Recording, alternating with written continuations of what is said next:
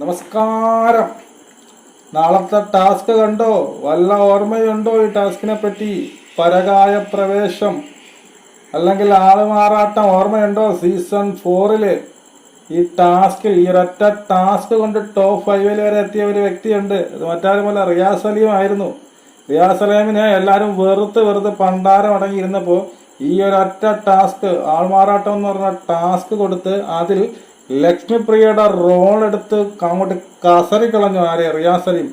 അതോടുകൂടി ഫാൻസ് ഒരുപാട് കയറി വന്നു, അങ്ങനെ ടോപ്പ് 5 അതുപോലെ എത്ര ബാക്കിൽ നിൽക്കുന്നവരും ടവേന കുറെ ഫാൻസിനെ കണ്ടെത്താൻ സാധിക്കുന്ന, കൊണ്ടുവരാൻ സാധിക്കുന്ന ഒരു അടിപൊളി ടാസ്ക്കാണ് ഈ പറയുന്ന നാളെ നടക്കാൻ പോകുന്ന പരകായ പ്രവേശം എന്ന് പറയുന്ന ടാസ്ക്. മനസ്സിലായോ? നിങ്ങൾക്ക് ടാലന്റ് ഉണ്ടെങ്കിൽ നല്ല രീതിയിൽ ഇതിൽ നിന്ന് താഴെ കിടക്കുന്നവർക്ക് പോയിന്റ് മേളിലോട്ട് കയറി വരാം എന്നുള്ളത് സത്യമാണ്.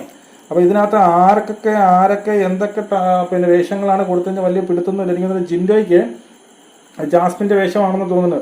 ഈ പറയുന്ന ആർക്കാണ്, നോറയ്ക്ക് ആരെയെന്ന് അറിഞ്ഞൂടാ. അർജുന് നോറയുടെ വേഷം, ഈ പറയുന്ന അഭിഷേകിന് സിജോയുടെ വേഷം, പിന്നെ ഋഷിക്ക് ജിൻഡോയുടെ വേഷം. അങ്ങനെ ഇത് മാറി മാറി വരും. ഇപ്പൊ ഇന്ന് ഋഷിക്ക് ജിൻഡോയുടെ ആണെങ്കിൽ കുറച്ച് കഴിയുമ്പോൾ വേറെ ആരെങ്കിലും കൊടുക്കും.